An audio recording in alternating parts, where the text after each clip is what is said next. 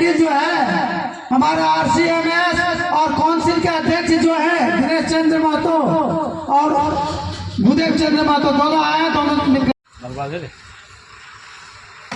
माला हम लोग कौन है वो आएंगे। हो गया बाकी नीतू जी आप भी बाबा साहब को माल्यार्पण करें। हमारे मीडिया बंधु लोग भी आएंगे बारी बारी से, क्योंकि बाबा साहब किसी एक का नहीं है। आज बाबा साहब को 136 देशों में नमस्कार, आप सभी देख रहे हैं भारत रत्न बाबा साहब डॉक्टर भीमराव अंबेडकर की प्रतिमा पर माल्यार्पण कार्यक्रम। आप सबों को बता दूं कि देवघर जिले के कोयला औद्योगिक प्रतिष्ठान SP माइंस के वर्कशॉप के सामने बाबा साहब की स्मारक स्थित है। यहाँ all India SC ST OBC employees coordination council व राष्ट्रीय कोलियरी मजदूर संघ की तरफ से बाबा साहब की 134वीं जयंती मनाई जा रही है। इस अवसर पर सुनते हैं किसने क्या कहा, अंत में संगीत का भी लुत्फ लेते हैं। इसके पूर्व बता दूं कि इस अवसर पर सम्मान स्वरूप संविधान की पुस्तक भेंट की गई। हमें सिर्फ अपने आप को आगे बढ़ाना होगा, सोचना होगा। आज हमारे मजदूर जो लगभग 90,000 1 लाख रुपए तनख्वाह के लेते हैं, बहुत कम सारे मजदूर होंगे जिनको 40 से 50,000 से कम तनख्वाह मिलता होगा। लेकिन जाकर देखिए, हम उनको व्यसन से दूर नहीं कर पा रहे हैं। यहाँ पर काम करने आते हैं, फिर भी अपने पुण्य मुद्रा में आते हैं। हमको उस मुद्रा से उसको निकालना होगा।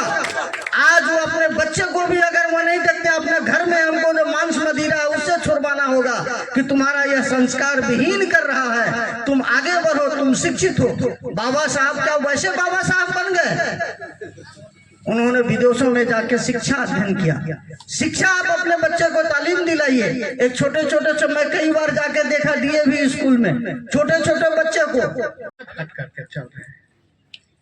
जिस दिन हमें यह सद्बुद्धि आएगी कि इस महान पुरुष के दिए गए संदेश को आत्मसात करें, तो समाज में 90% कुरीतियां, झंझट, झगड़ा, केस मुकदमा दूर हो सकता है।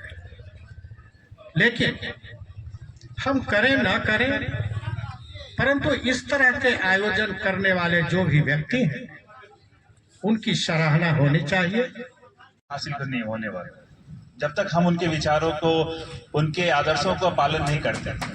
उसी तरह से भीमराव जी का, उनका केवल यहाँ पे एक सम्मेलन करने से, उनका पूजा करने से कुछ नहीं होने वाला। जब तक हम उनके आदर्शों को, उनकी जो शिक्षा रही है, संगठित रहने की बात है, शिक्षित रहने की बात है, जब तक उनको हम अपनी डेली जिंदगी में नहीं शामिल करते हैं, हमें कुछ हासिल होने वाला नहीं है। जय हिंद, जय झारखंड। अंबेडकर साहब का शिक्षा दीक्षा स्कूलों में जहां शुरू हुआ, अंबेडकर सरनेम इनको एक ब्राह्मण शिक्षकों द्वारा मिला, और जब ये कोलंबिया विश्वविद्यालय अध्ययन करने के लिए गए तो गायकवाड़ के महाराजा, क्षत्रिय महाराजा द्वारा इन्हें आर्थिक सहयोग भी दिया गया। 1923 में ये बैरिस्टर बन के आए। चाहे तो ये विदेश में रह सकते थे, बच सकते थे, जो आज होता आ रहा है, जो आज युवा पीढ़ी कर रहा है, लेकिन उन्होंने सारी अपनी सुख संपदा छोड़कर भारत राजनीति में प्रवेश किया। और आपको जानकारी के लिए मैं बता दूं कि अंग्रेजों के जो गोलमेज सम्मेलन हुए थे, तीनों सम्मेलन में इनको अध्यक्षता करने का मौका मिला।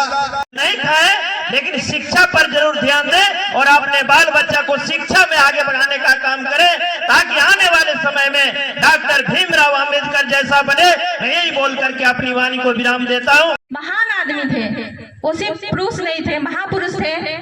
उनकी बात हम कर रहे हैं कि उन्होंने जातिवाद को बढ़ावा नहीं दिया है। जिस तरह के हम लोग यहाँ पे रूट पे लेके जाते हैं कि वो हमारे लिए किए हैं, नहीं, हम सभी के लिए किए हैं।